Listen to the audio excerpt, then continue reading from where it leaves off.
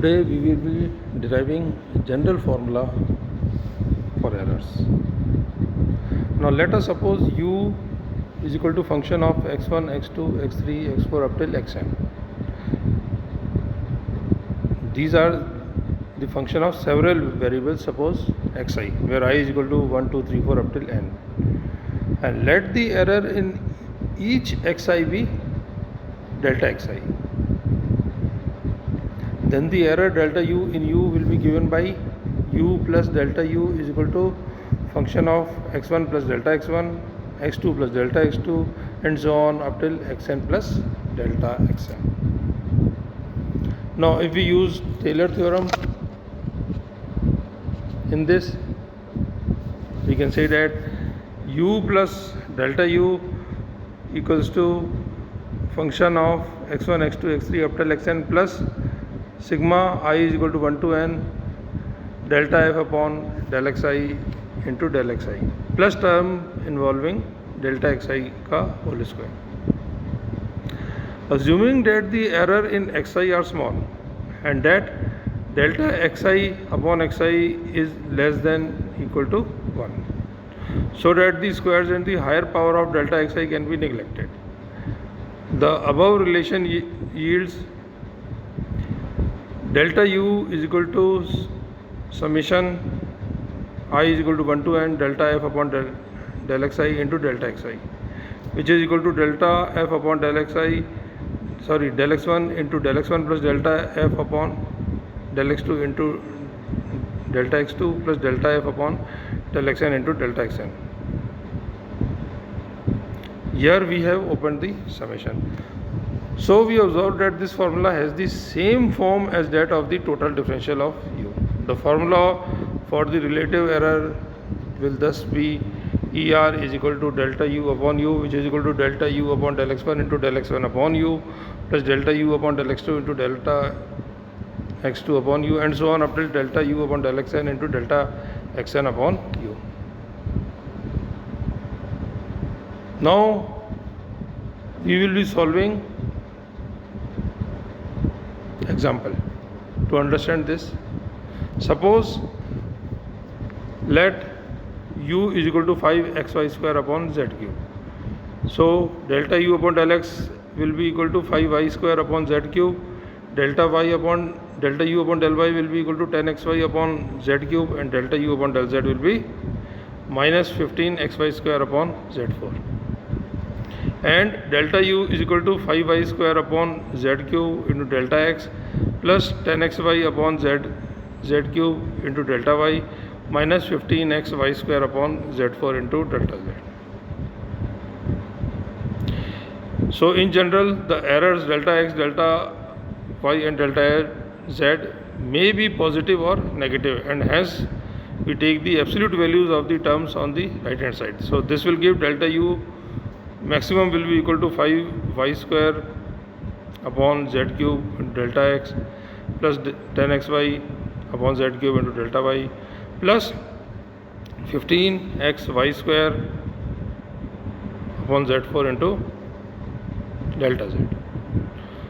Now let delta x equal to delta y is equal to delta z, which is equal to 0.001, and x equal to y is equal to z, which is equal to 1. Then the relative maximum error ER maximum will be given by ER maximum is equal to delta u maximum upon u, which is equal to 0.03 upon 5, which is equal to 0.006. Now errors in a series approximation.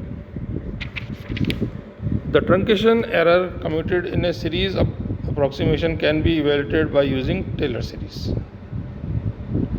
So we can say that f function of xi plus 1, which is equal to f xi plus 1 minus xi upon f dash into f dash xi plus and so on up till xi plus 1 minus xi की power n upon delta n into fn xi plus rn plus 1 xi plus 1, where rn plus 1 xi plus 1 will be equal to xi plus 1 minus xi की power n plus 1 upon factorial n plus 1 into function of